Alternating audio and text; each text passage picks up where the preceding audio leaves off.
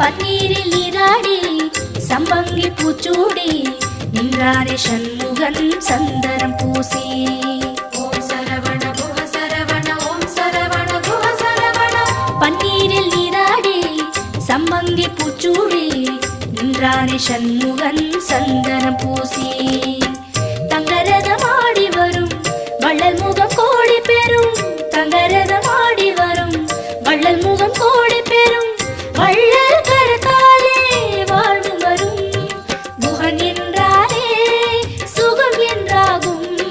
குஹன் என்றாலே சுகம் என்றாகும். பழனி மலையில் பழகும் உறவில் பாசம் பிறக்கும்.